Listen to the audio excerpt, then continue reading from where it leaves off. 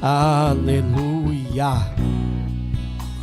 Louvado seja o nome de Jesus. Graças a Deus. Meus irmãos, os irmãos que estiverem com a Bíblia aberta em Marcos 13, continue a partir do versículo 32. Hoje nós estaremos meditando em mais uma parábola de Jesus. Como eu disse para os irmãos, estamos na 13ª parábola de Jesus, entrando para o 3º mês, falando sobre parábolas de Jesus em todas as nossas quartas-feiras. Hoje nós estaremos falando sobre a parábola, esta parábola é sobre a vigilância. Marcos capítulo 13, versículo 32 ao 37. Eu vou ler novamente, vocês podem se manter assentados mesmos. Nos diz assim o texto sagrado: mas daquele dia e hora ninguém sabe, nem os anjos que estão no céu, nem o Filho, senão o Pai. Olhai, vigiai e orai, porque não sabeis quando chegará o tempo. É como se um homem, aí Jesus começa a parábola, é como se um homem partindo para fora da terra, deixasse sua casa e desse autoridade aos seus servos, e a cada um a sua obra, e mandasse ao porteiro que vigiasse. Vigiai, pois, porque não sabeis quando virá o Senhor da casa, se à tarde, se à meia-noite, se ao cantar do galo, se pela manhã, para que, vindo de improviso, não vos ache dormindo.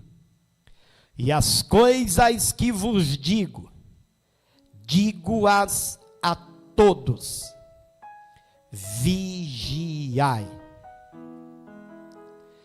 Meus irmãos, a tradução desta parábola é simples. A lição que ela nos ensina é profunda, profética e exortadora. A explicação da parábola é simples porque o homem que saiu da terra nada mais é do que Cristo, aquele que estabeleceu o seu reino na terra. Os servos e o porteiro da parábola são todos aqueles que servem a Cristo. A casa que os servos e o porteiro ficam como responsáveis é o reino de Deus. E o reino de Deus nada mais é do que semelhante a uma embaixada. Os irmãos sabem que nós estamos vivendo aqui, mas nós não somos daqui. Fato é que aqui nós somos peregrinos, forasteiros em terra estranha. E a Bíblia, ela nos diz em 2 Coríntios 5,15, que nós fomos instituídos como embaixadores de Cristo. O embaixador é aquele que é responsável pela embaixada, ou seja, um outro país, ele adquire aqui um prédio, e dentro deste prédio, a partir dos seus muros, o que governa não são as leis do país que este prédio reside, mas são as leis estabelecidas no país dono do prédio. Por mais que esse prédio esteja aqui, por exemplo, uma embaixada italiana, o Brasil não tem autoridade, mesmo estando dentro da nossa terra, de invadi-lo ou de estabelecer lá as leis do nosso país. E é interessante porque o reino de Deus é como uma embaixada. Cristo veio, estabeleceu, o adversário não tem poder para invadir, porque existe um dono, mas este dono subiu à eternidade. Mas a Bíblia nos diz nesta parábola que ele deu autoridade aos seus embaixadores, aos seus servos, e ele deu uma ordem específica a um porteiro.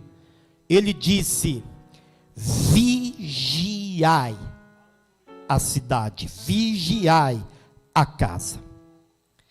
Fato é que quando nós começamos a meditar no texto de Marcos capítulo 13, vocês vão ver desde o versículo 1, Marcos registrando temas e assuntos concernentes ao fim de tudo. E quando nós começamos a meditar nisso, existe na cabeça de muita gente: será que existe um fim? Será que aqui vai acabar? Eu já ouço isso há tanto tempo. Os meus pais, os meus avós, eles falavam sobre isso. O evangelho é anunciado há cerca de 2000 anos, pouco mais. E quando Paulo, no primeiro século, evangelizando e pregando, ele já dizia: hoje, aleluia, a volta de Cristo está mais perto do que ontem, quando nós aceitamos a fé. Aleluia, para muita gente não vai acabar, mas eu prefiro ficar com as Escrituras. E quando nós falamos de fim, e em que muita gente não tem certeza se haverá fim ou não, eu olho para as Escrituras. E quando eu olho para as Escrituras, eu vejo em 2 Pedro, capítulo 3, versículo 10, Pedro dizendo o seguinte: mas o dia do Senhor virá como um ladrão de noite, no qual os céus passarão com um grande estrondo, e os elementos ardendo se desfarão, e a terra e as obras que nela há se queimarão. Quando eu vejo alguma dúvida sobre se haverá um fim, eu lembro de Apocalipse, capítulo 1, versículo 3, quando João registra: bem-aventurado aquele que lê, os que ouvem as palavras desta profecia e guardam as coisas que nela estão escritas, porque o fim está próximo. Quando eu vejo algumas pessoas em dúvidas se realmente o fim está próximo, se vai acontecer, eu lembro de Mateus registrando no capítulo 24, que é semelhante ao capítulo 13 de Marcos, no versículo 3, Mateus dizendo: estando assentado no Monte das Oliveiras, chegaram-se a ele os seus discípulos, em particular dizendo: dize-nos quando serão essas coisas, e que sinal haverá da vinda e do fim do mundo. Eu vejo, louvado seja Deus, quando eu percebo que algumas pessoas estão em dúvida se realmente aqui tudo se findará. Eu olho para Isaías, no capítulo 13, versículo 6, uma profecia, 700 anos antes de Cristo se manifestar na terra, o profeta dizendo: uivai. Uivai, porque o dia do Senhor está perto. Vem do Todo-Poderoso a assolação sobre a terra. Quando eu vejo algumas pessoas em dúvidas, se vai acontecer realmente, se tudo vai se findar, eu olho para as Escrituras, e eu vejo as Escrituras me exortando, dizendo: o fim vem, cuidado, o fim vem. Aleluia. E eu não estou aqui, irmãos, para dizer para os irmãos, ou pregar aqui uma mensagem escatológica sobre pré-tribulacionismo ou pós-tribulacionismo, porque para mim, eu concordo com alguns pastores, são só rótulos. Porque não importa para mim se ele vai vir antes ou ele vai vir depois, isso não muda nada. Se ele vai vir antes da grande tribulação ou se vai vir depois. Para mim o que importa é que ele vai vir. E que aqui tudo vai acabar. Porque é bíblico. É a profecia das profecias nos dizendo. E aí, quando a gente se depara com esta pergunta: haverá fim realmente? Aí nós nos deparamos com a segunda pergunta, quando nós estamos ligados nas Escrituras Sagradas, e ela nos afirma categoricamente que o fim está próximo. Aí vem uma nova pergunta: quando vai ser? E como será? E quando nós olhamos para isso, nós nos deparamos, por exemplo, com Jesus no livro de Marcos, no capítulo 13, versículo 32, já nos dizendo daquele dia e hora ninguém sabe, nem os anjos no céu, nem o Filho senão o Pai. Jesus na terra ainda não sabia. Jesus na terra ainda não revelava-se a nós quando isso aconteceria. E ele disse: nem eu, nem os anjos, só o Pai, Ele sabe daquele dia. Aleluia. Mas então, como saber quando isso vai acontecer?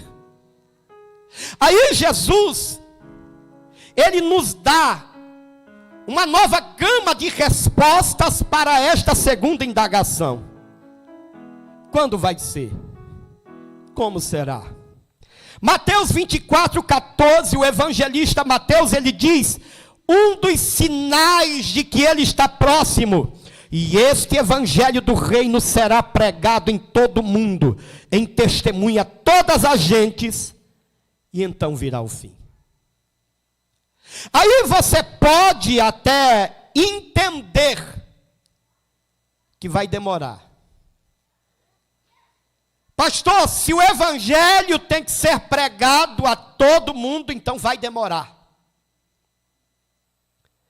Quando nós afirmamos isso, e eu já vi pastor falando isso, que Jesus não vinha agora porque tinha muita coisa para acontecer, nós duvidamos da soberania de Deus.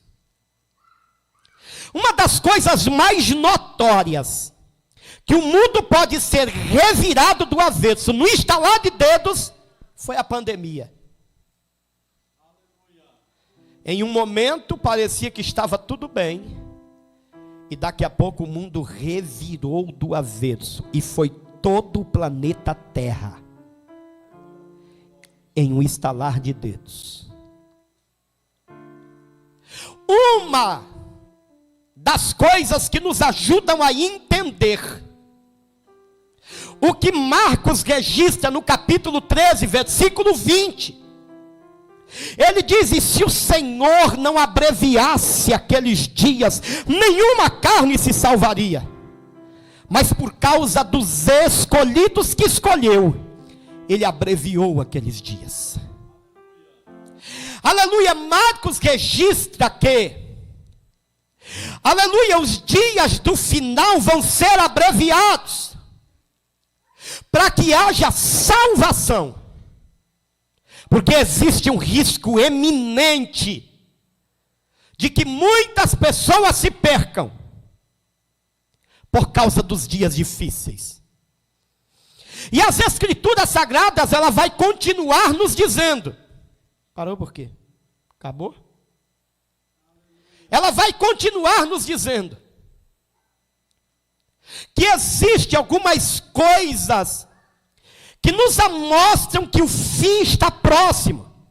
Mateus no capítulo 24, se vocês lerem todo o capítulo, e o capítulo 13 de Marcos, que são semelhantes, vocês vão ver guerras, rumores de guerras, fome, apostasia. Tudo isso são sinais de que o fim está próximo. Tudo isso são sinais que nos mostram que Ele está voltando. E se as Escrituras nos diz isso, então guarde, porque o céu e a terra passarão, mas as minhas palavras, disse o Senhor, não hão de passar. Deus não vai deixar cair por terra nenhuma palavra dita por Ele. E aí nós nos deparamos agora com a grande instrução da parábola. Porque a parábola sobre a vigilância tem como tema central a vigilância. E vigiar nada mais é do que observar atentamente, espiar, espreitar, velar. Meus irmãos, muitas pessoas hoje na incerteza, porque nós estamos sofrendo ataques, e semana passada eu dizia para os irmãos que uma das piores coisas que vem acontecendo conosco é um vírusinho chamado Covid? Não, incredulidade. E a Bíblia nos exorta que se porventura quando Cristo vier, será que Ele vai achar fé na terra? Porque nós observamos que as pessoas estão tendo incertezas. Muita gente está deixando de ser pastoreado por pastores físicos para serem pastoreados por pastores online, que você não conhece, não sabe, não conhece as raízes, e você tem sofrido muita influência disso. E muitas vezes uma confusão de teologias múltiplas ensinadas nas redes sociais. E aí eu começo a observar que existe a necessidade de nós termos a certeza do porquê nós temos que fazer isso. Porque Jesus disse assim, no último versículo do capítulo 32, no versículo 37, e as coisas que vos digo, eu digo a todos, vigiai. Ou seja, vele, não durma. Ou seja, observe atentamente, espie, tome cuidado. Agora, por que vigiar? Primeiro, nós não temos certeza da hora que as coisas vão acontecer. Vigiai, pois, porque não sabeis o dia nem a hora que o Filho do Homem há de vir. Por que vigiar, pastor? Porque existe uma recompensa aos que vigiam. Bem-aventurados aqueles servos, os quais quando o Senhor vier, Ele achar vigiando. Em verdade vos digo que se cingirá e os fará sentar à mesa. E chegando Ele vai servir quem estiver vigiando. Por que vigiar, pastor? Porque os filhos da luz não dormem. Porque todos vós sois filhos da luz e filhos do dia, nós não somos da noite nem das trevas. Não durmamos, pois, como os demais, mas vigiemos e sejamos sóbrios. Por que vigiar, pastor? Porque existe a eminência da sua vinda. Eis que venho sem demora, guarda o que tens para que ninguém tome a sua coroa. Aleluia! Por que vigiar, pastor? Porque a sua aparição será repentina. Eis que venho como um ladrão, diz as Escrituras. Bem-aventurado aquele que vigia e que guarda as suas roupas, para que não ande nu e não sejam vistas as suas vergonhas. Apocalipse 16:15. Por que vigiar, pastor? Vigiar porque é necessário nós cuidarmos daquilo que tem valor. Aleluia.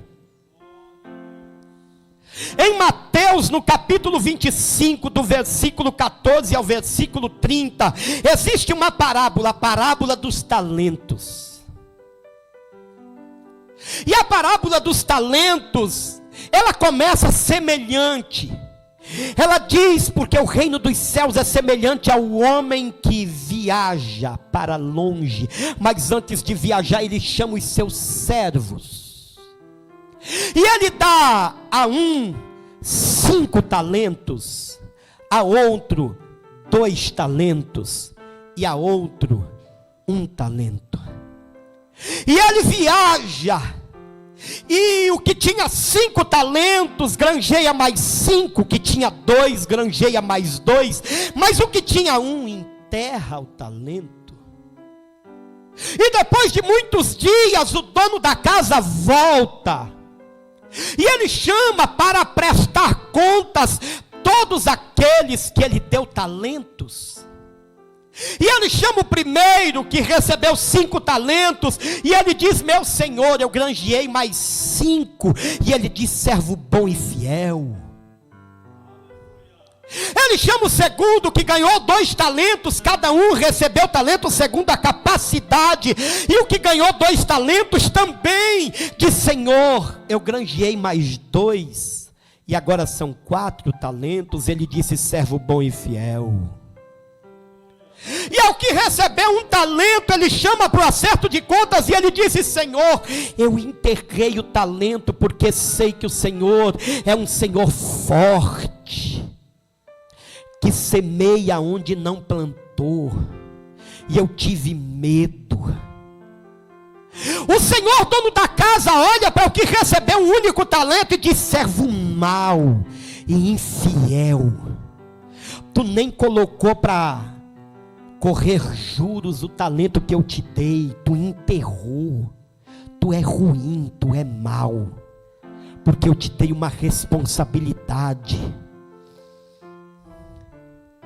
É muito semelhante a esta parábola, porque esta parábola sobre a vigilância, Jesus começa dizendo que é semelhante a um homem que sai da sua casa, que vai para outra terra, mas ele chama os empregados e dá a eles autoridade. E ele chama o porteiro e diz: vigiai a casa. Meus irmãos, fato é que quando Jesus nos ensina sobre isso, ele está dizendo assim: eu estabeleci algo importante na terra, mas são vocês que vão dar conta disso. Eu estabeleci algo que não está debaixo desse governo ímpio, mundano de Satanás. Esse governo que quer fazer homem casar com homem, mulher com mulher, liberar drogas, que não quer que você se defenda, quer que você seja escravo. Ele disse: você não está debaixo desse governo, você está debaixo do meu governo, porque aqui é uma embaixada, e eu coloquei vocês como embaixadores, segundo Coríntios capítulo 5, vocês são chamados como embaixadores de Cristo.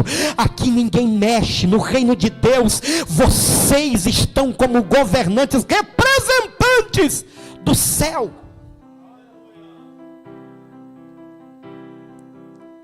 Aleluia. E aí nós nos deparamos com uma outra grande verdade. Nós somos responsáveis pelo sucesso do reino de Deus. Pastor, mas isso é um peso muito grande. Escuta isso. Nós somos responsáveis pelo sucesso. E o que é que compreende o reino de Deus? A sua família, seu casamento. Um casamento bem ajustado, ele glorifica a Deus. Um casamento desordenado, ele envergonha o reino de Deus. Um casamento pautado dentro da filosofia cristã, dentro do cunho doutrinário, aleluia, as pessoas olham e têm paixão, e eles querem isso, porque é atrativo, é bênção. E um casamento bem ajustado significa família bem estruturada. Família bem estruturada significa igreja estruturada, significa sociedade estruturada. Família bagunçada, desestruturada, quando ninguém sabe, aleluia, ocupar o seu devido lugar. Louvado seja Deus, envergonha o reino, e as pessoas olham e dizem assim: eu não quero isso para mim. Aleluia, o sucesso do reino é responsabilidade minha e sua. E o que compreende o reino de Deus, uma das coisas eu coloquei no topo: casamento, porque é onde tudo começa. Aleluia. É lá que tudo começa. Mas eu precisaria de 2, 3 cultos só para falar de casamento. Mas eu quero dizer para você uma coisa, o que Jesus disse no versículo 37, outra vez eu vos digo, e eu digo a todos: vigiai pelo teu casamento. Vigiai, quando você receber um elogio, é Satanás querendo destruir o teu casamento. Quando uma mocinha chega para o rapazinho casado e diz assim: tá bem, hein? Aleluia, nada mais é do que uma seta de Satanás para destruir a tua vida a dois. Quando a mocinha casada recebe o elogio que muitas vezes ela quer ouvir do marido em casa, e ela não ouve, o coração dela está sensível, louvado seja Deus, e alguém diz assim para ela: tá bem, você merece mais, aleluia, louvado seja Deus. Escuta, nada mais é do que Satanás tentando destruir a tua vida a dois, porque ele sabe que isto é peça fundamental dentro da embaixada do reino. Vigiai, velai, olhai, estai atentos, não baixe a guarda, vigiai, porque o Senhor vem. Nós vigiamos aquilo que é importante. Tudo que é importante no reino de Deus faz parte desta exortação do Senhor a todos nós, porque Ele chama os empregados e o porteiro, e Ele diz: vigiai. Aos servos Ele dá autoridade, e ao porteiro Ele diz: vigiai. Aleluia. Nós precisamos estar como porteiro. O porteiro é que tem a chave. Tem coisa na tua vida, dois, que só vai entrar se você abrir. Se você não abrir, estiver vigiando, não entra. Por isso que a responsabilidade do sucesso é tua. Aleluia. A responsabilidade de dar certo, de ter estrutura, de ter paz, aleluia, é simplesmente minha e tua. Aleluia. O que é que nós entendemos por reino de Deus? Princípios estabelecidos por Ele, em que Ele tem primazia, e se Ele tem primazia no teu casamento, aleluia, Ele governa, Ele dirige, eu e você nos submetemos à ordem dEle. Vigiai, o que é que faz parte importante no reino de Deus? Filhos, para quem tem e para quem é. Porque você pode não ter filhos, mas você com certeza é filho de alguém.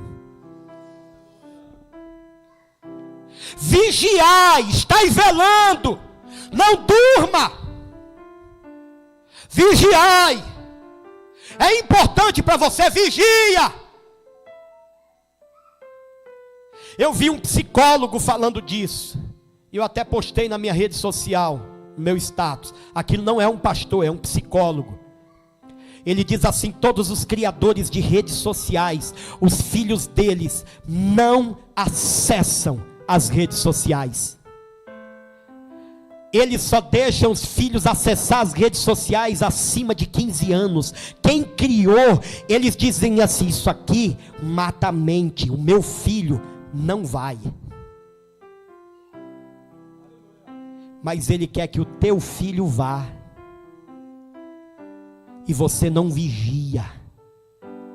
E para você ter paz, você dá a rede social para ele. E a rede social escraviza ele. E a rede social prende ele. Mas escuta, você é o responsável. Aleluia, nós precisamos ser inteligentes, racionais. Esses dias eu estava vendo o governador da Bahia sendo interrogado. Lá eles forçaram as crianças a tomar vacina. Aí o repórter perguntou para ele: os seus filhos já foram tomar vacina? E ele disse: eu vou processar todo mundo que falar e perguntar se os meus filhos foram tomar vacinas, porque eles não vão tomar. Mas lá eles querem que os filhos dos outros tomem vacina. Eu não consegui entender. Se vacina salva a vida, por que o governador ficou bravo quando perguntaram se os filhos dele iam tomar vacina? Assim é com as redes sociais. Quem criou proíbe os filhos de ver. Atores de novela, eu já vi muitos em entrevista dizendo: na minha casa ninguém assiste.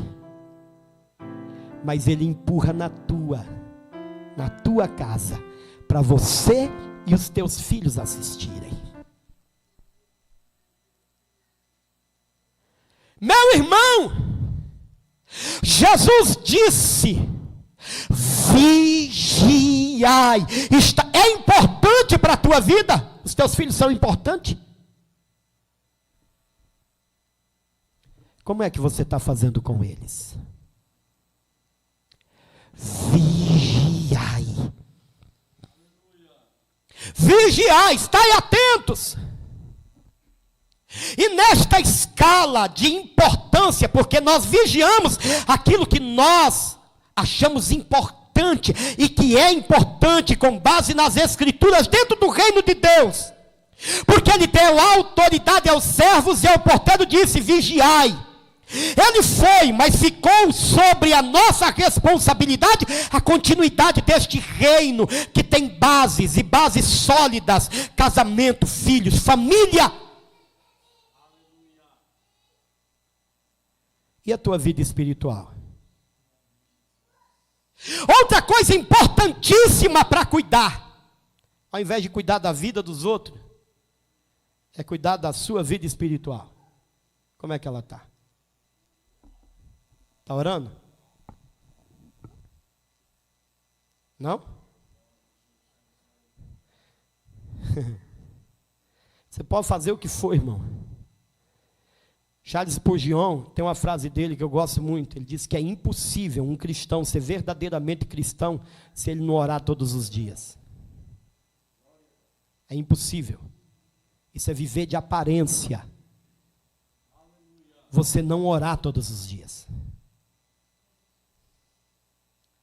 Como é que está a tua vida espiritual? Escuta, nós já lemos aqui que o fim vem, as coisas estão no final, nós já estamos na reta de chegada. Como é que está aquilo que é importante para você? Você recebeu a autoridade para cuidar. Está orando? Está vivendo como a tua alma? Tem recebido algo novo da parte de Deus? Ou você ainda lembra com saudade daquilo que tinha antes? Que antes orava. Aleluia. Porque para um cristão genuíno, exercitar a vida espiritual dele é simples. Oração, jejum e leitura da palavra. Se você quiser fazer outra coisa, é oração, jejum e leitura da palavra. Crente maduro que conhece as escrituras sabe disso. Se você exercitar a sua vida espiritual, Deus tem coisa nova para você. O reino de Deus é apresentado, as janelas do céu abertas para quem ora, jejum e lê a palavra. Aleluia. Eu fico extasiado porque tem dia que eu saio daqui, irmão, e a minha adrenalina demora a baixar. Eu vou dormir 1 hora, 2 horas da manhã. Tem dia que eu recebo tanto de Deus nesse altar. Louvado seja Deus que eu fico sem sono, eu não consigo dormir. Eu penso, eu assisto, e agora com o YouTube eu vou lá, assisto de novo. Eu ouço os louvores todos, eu ouço a pregação de novo, eu choro de novo, eu falo em línguas de novo. Meu irmão, aleluia, para quem lê a Bíblia, ora e jejua, Deus tem coisa nova o tempo inteiro. Aleluia. Eu não preciso ouvir um grande pregador para sentir Deus. Eu preciso orar, jejuar e ler a Bíblia. Eu não preciso ouvir um profeta. E olha que eu sou pentecostal, se Deus quiser mandar, eu estou aqui, eu não vou atrás dele não, ele que vem a mim, porque se Deus quiser falar comigo, ele que vai mandar, aleluia. Eu falo com certeza disso, porque um dia quando eu morava aqui embaixo, aqui no fundo da igreja, aleluia, chegou um rapaz no portão, eu estava numa prova tremenda aqui, evangelizando, orando, saindo nas ruas, eu não recebia visita nem de crente aqui na igreja. Culto como esse da palavra aqui, hoje nós devemos ter aqui um pouco mais de umas 50 pessoas, aleluia, vinha 4, 5, e eu me lembro nos dedos quem era que vinha, eu não esqueço. Irmã Rosa está ali, irmã Wanda está aqui, irmão José Nascimento que não está aqui, irmã Diva, e o presbítero João Duarte, quando ele estava desempregado, ele vinha. 5 pessoas no culto de doutrina, era o que tinha aqui quando eu cheguei aqui, e fiquei com isso os 3 anos. Deus levantou um profeta, ele bateu palma no portão da igreja aí fora, eu estava numa prova chorando, dizendo, Deus, eu estou fazendo alguma coisa que não está dando certo, não é possível. Eu estava orando todos os dias aqui na igreja, saía para evangelizar, aleluia, não recebia visita nem de crente. Eu disse, tem alguma coisa que eu estou fazendo que não está certo, não é possível. Aleluia, Deus levantou um profeta, veio aqui no portão, bateu palma e disse, o pastor disse, sou. Ele começou a marchar lá no portão do lado de fora, e ele disse, assim diz o Senhor, aleluia, eu que te trouxe aqui, foi eu que te enviei aqui, o processo é esse, é lento, mas eu estou no negócio e vou fazer crescer, porque foi eu que te chamei para esse lugar, aquilo me renovou. Aí eu chamei ele, disse, entra para tomar um café. Ele disse, não, eu estava lá na minha cidade, na varanda da minha casa, Deus me mostrou essa igreja e disse, vai lá falar com o meu servo, eu não vou nem beber água, já estou voltando de volta. E ele foi embora e eu nunca mais vi ele. Meu irmão, quando Deus quer falar com você, aleluia, você não precisa correr atrás de profetada não. Deus é fiel e grande, ele fala, mas é ele que quer falar. Aleluia, é aquilo que ele quer falar. Aleluia. Escuta, louvado seja Deus, crente maduro que exerce a sua vida espiritual, ele sabe que se ele quiser ver coisa nova, sentir Deus, ver o céu aberto, ele tem que orar, jejuar e ler a Bíblia, não tem outro caminho. Exercita a tua vida espiritual, irmão, vigia. Vigia. Mateus 25 é o capítulo da vigilância lá, ele fala das 10 virgens, as 5 que eram loucas, elas perderam a bênção porque não vigiaram. Paulo nos exorta tantas e tantas vezes: vigiai, sede sóbrio, não durma, esteja atento, a tua vida espiritual é importante. Você precisa do exercício da tua vida espiritual para você entender os processos da vida. Por que que muita gente fica perdido diante da luta? Porque ele não está bem espiritualmente. Porque quando ele está bem espiritualmente, a luta vem, ele sabe. Mas ele entende o processo. Ele sabe até onde Deus está trabalhando. Ele sabe até o que Deus está querendo dele. Aleluia, porque ele está bem espiritualmente. Quem está bem orando, jejuando e lendo a Bíblia, tem contato com o céu. O Espírito ministra sobre ele. Ele estando na casa dele, lavando roupa, lavando panela, cuidando de menino. Deus ministra sobre ele, porque ele está com a vida espiritual exercitada. Mas se você não orar, não jejuar, não ler a Bíblia, você vai ficar perdido, irmão. Você não vai saber para onde ir quando sofrer os ataques do inimigo. Quando teu casamento não estiver bem, os teus filhos não estiver bem, a tua vida financeira não estiver bem, os relacionamentos parentais seu não estiver bem, você não vai entender. Se você estiver bem espiritualmente, Deus vai ministrar sobre a tua vida. Aleluia! Eu vou repetir aqui o que eu ouvi o pastor Rodrigo falando, aquele arqueólogo. Quando ele fala de filhos, ele diz assim: gente, eu estou cansado. Ele disse isso. Eu falei isso há uns dias atrás aqui para os irmãos. Ele falou assim: tem pais que me ligam, eles ficam 13, 14, 15 anos da vida dos filhos, dando porcaria para os filhos comer.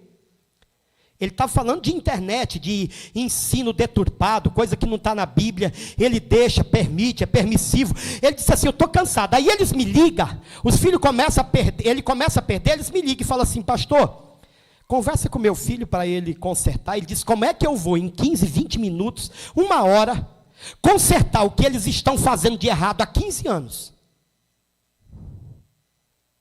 Porque, aleluia, a responsabilidade do sucesso é tua. É tua. Aleluia. Como é que está a tua vida espiritual, irmão? Aqui nesta noite Deus está nos exortando: tome cuidado. O dono da casa vai voltar. Ele deu autoridade para a gente. Ele delegou sobre a gente a autoridade. Escuta, a autoridade é tão grande que se Satanás vier sapatear aqui, você levanta a mão e ele tem que sair. Porque aqui não é dele. O reino de Deus não é dele. Se ele quiser fazer graça na tua casa, levantar a mão e expulsar, e ele tem que sair, porque a tua casa não é dele, está dentro do reino de Deus, e ele te deu autoridade para governar. Aleluia! Se ele quiser se andar no teu trabalho, onde quer que seja, ele não tem autoridade. É só você levantar a mão que ele vai cair por terra. Ele vai ter que bater em retirada, porque a você foi dado a autoridade do alto. Aleluia! E ele disse: vigiai, estai atentos, apercebidos, não durma. Aleluia! É importante para você. E nessa escala de coisas importantes dentro do reino de Deus, que estabelece, que dá corpo ao reino de Deus: casamento, filhos, vida espiritual e vida financeira. Aleluia. Como é que você está levando? Como é que você está fazendo? Como é que você está vivendo? Eu não tenho dúvidas de que o salmista, ele salmodia, ele fala daquilo que ele vive. Se você fizer as coisas certinhos, eu não tenho dúvidas que o governo que está sobre a tua vida é do céu. Ou seja, existe provisão de Deus, existe cuidado de Deus, existe portas abertas vindas da parte de Deus, existe um desejo de Deus de te ver bem, de te ver crescer. Aleluia, porque isto faz parte de um bom testemunho no reino. Aleluia, existe da parte de Deus esta vontade, porque isso traz uma boa visão para o reino. Vigiar, irmão, não durma não. Não se renda ao sistema, não. Aprenda com esta parábola. Ele diz que o reino dos céus é semelhante a isso. O dono da casa foi viajar, e ele deu autoridade a mim e a você para cuidar do reino.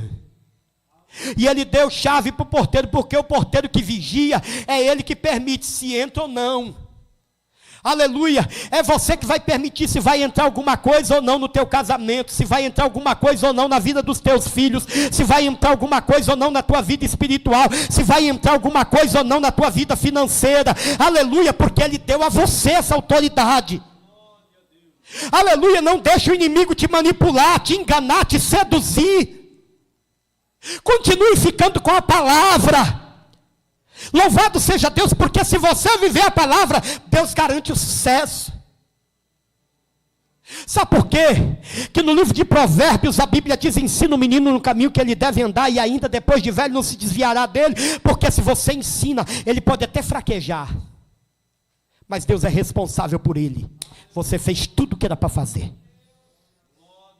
Se você não fez, não tem nem o que cobrar da parte de Deus. Se você foi permissivo, se você foi negligente, ficou com medo de ensinar a palavra de Deus, o que você vai falar para Deus? Você está entendendo? Vigiai, irmão, vigiai. O dono da casa vai vir, ele cobra. Porque ele nos deu condição plena de ter sucesso. E essa responsabilidade é nossa. Entendeu? O que Jesus nos ensina nesta parábola é que a responsabilidade do sucesso é nossa. Curve a sua cabeça. Peça graça ao Senhor. Diga a Ele: Jesus, me dá graça, me ajuda, me direciona. Aleluia. Dá para retomar da onde parou. Dá para recomeçar da onde parou. Louvado seja Deus. Nós vamos estar orando. Senhor Deus, no nome de Jesus, o teu filho, aqui estamos nesta noite. Queremos te render graças, louvor. Queremos te pedir, Deus, nos ajuda nesta grande missão que o Senhor deu a cada um de nós. O Senhor nos deu autoridade e nós queremos usar isso. Se Satanás tem sido andado dentro das casas, no meio dos casamentos, da vida dos filhos, da vida financeira, da vida espiritual, nós queremos usar a autoridade que o Senhor deu, porque o Senhor disse que o reino dos céus é semelhante ao dono da casa que sai, mas ele dá autoridade aos servos. E nesta noite, Pai, nós queremos fazer uso dessa autoridade. Queremos chegar dentro de casa e profetizar, expulsar o mal, recomeçar de acordo com os padrões bíblicos. Senhor, nesta noite, em nome de Jesus, Pai, estende as tuas mãos poderosas. Nós não aceitamos mais viver uma vida medíocre espiritualmente. Nós não aceitamos mais chegar em casa, ao invés de orar, ler, ao invés de ler e orar, ir para a rede social. Não, Jesus, nós queremos ter uma vida plena espiritualmente, queremos viver verdadeiramente um relacionamento íntimo e pessoal com o Senhor. Ajuda a tua igreja, os teus servos e servas. Em nome de Jesus, consagramos dízimos e ofertas para a tua obra. Continua abençoando o teu povo de forma rica e poderosa, em nome do Senhor Jesus. Aleluia. Vamos ofertar e contribuir com a casa de Deus. Para vencer e continuar a jornada, e ver que o passado ficou para trás, pois Cristo na cruz tudo já venceu, e saber que dele não lembra mais. Eu canto pra glória de Deus.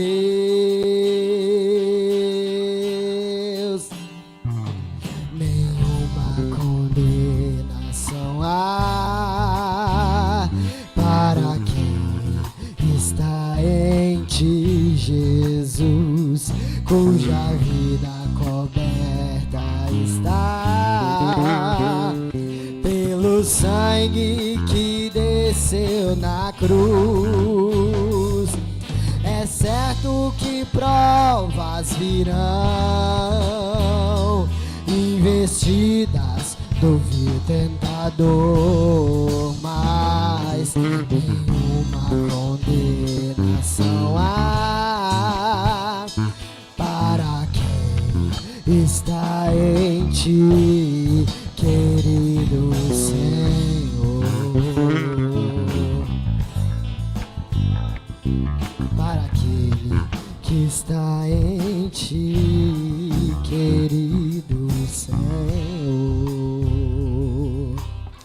Amém, meus irmãos, que Deus continue abençoando, em nome de Jesus. Os irmãos, não se esqueçam, nós já estamos aí próximos do retiro, estaremos fazendo o retiro do dia 25 ao dia 1º de março. Nós já temos algumas pessoas já, não é? Direcionadas para alguns trabalhos. Vamos ter o primeiro encontro de casais no domingo de manhã.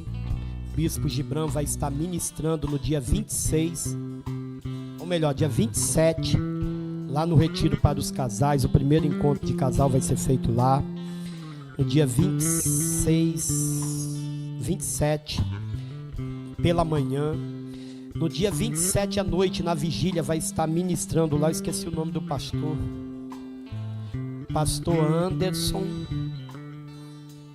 Pastor Anderson Eduardo, pastor da Assembleia de Deus lá de Nova Serrana. Ele vai estar ministrando a palavra de Deus na vigília lá do retiro. Então os irmãos estejam atentos. Também o trabalho dos jovens, vai ter luau, vai ter o trabalho de manhã, trabalho Ministério de Louvor também nós vamos estar organizando, e com certeza Deus estará conosco. Vamos ficar de pé. Domingo, escola dominical pela manhã e culto da família às 18 horas. E agora os ensaios, círculo de oração, crianças e jovens. Presbítero Claudio Omar vai fazer esta oração, orar pela irmã Vanja. Ela ainda está enferma. Nós vamos estar orando por ela em nome de Jesus. Presbítero, faz esta oração e dá a bênção apostólica. Glória a Deus. Salve a igreja com a paz do Senhor Jesus. Senhor nosso Deus e eterno Pai, muito obrigado, Deus, por este culto desta noite, por esta oportunidade de estarmos na casa do Senhor, ó Deus, para adorá-lo e receber de Ti a Tua santa palavra, esta mensagem, ó Deus, que nos edifica e nos ensina cada dia como viver de uma forma digna, Pai querido, neste mundo ao qual vivemos. Pai amado, também colocamos em Tuas santas mãos a vida dos irmãos que se encontram enfermos, ó Pai. Vá de encontro a cada um dos Teus filhos, ó Deus, e vai curando, repreendendo a enfermidade do alto da cabeça à planta dos pés, ó Pai querido. Nós repreendemos e mandamos embora em o nome do Senhor Jesus, ó Pai. Seja conosco, dando uma noite abençoada a cada um dos Teus filhos. Abençoa os trabalhos que se seguem com a santa permissão do Senhor, é o que nós oramos e Te agradecemos em o nome do Senhor Jesus. Que a graça de nosso Senhor e Salvador Jesus Cristo, que o amor de Deus o Pai Todo-Poderoso e que a comunhão do Espírito Santo seja com todos os irmãos, não só hoje, mas para todos sempre. E todos dizem amém.